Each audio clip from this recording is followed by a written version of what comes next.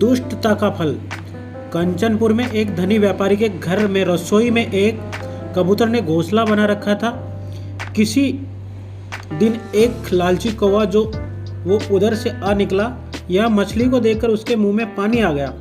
तब उसके मन में विचार आया कि मुझे इस रसोई घर में घुसना चाहिए, लेकिन कैसे घुसूं? यह सोचकर वो परेशान था।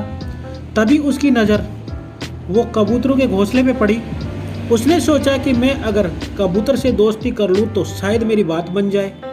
कबूतर जब दाना चुगने के लिए बाहर निकलता है तो कौवा उसके साथ साथ निकलता है।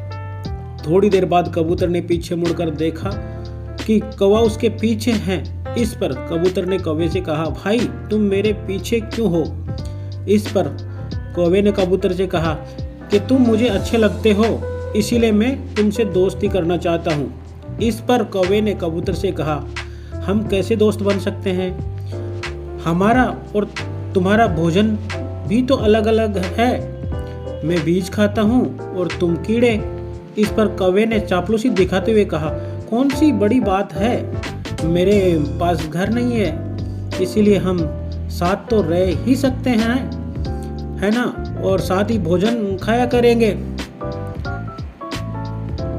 तुम अपना और मैं अपना। इस पर घर के मालिक ने देखा कि कबूतर के साथ एक कौवा भी है तो उसे सोचा कि चलो कबूतर का मित्र होगा, इसीलिए उसके बारे में अधिक नहीं सोचा। अगले दिन कबूतर खाना खोजने के लिए साथ चलने को कहता है तो कौवे ने पेट दर्द का बहाना बनाकर मना कर दिया। इस पर कबूतर अकेले ही चला गया, क्योंकि कौवे ने घर के मालिक को ये कहते हुए सुना था कि नौकर को आज कुछ मेहमान आ रहे हैं, इसलिए तुम मछली बना लेना। इधर कौवा नौकर से रसोई घर के बाहर निकलने का इंतजार कर रहा था कि उससे जाते ही कौवे ने थाली की ओर झपटा और मछली उठाकर आराम से खाने लगा। नौकर जब वापस आया तो कौवे को मछली खाते देख गुस्से से भर गया और उसने कौवे को पकड़कर गर्दन मरोड़ दी। जब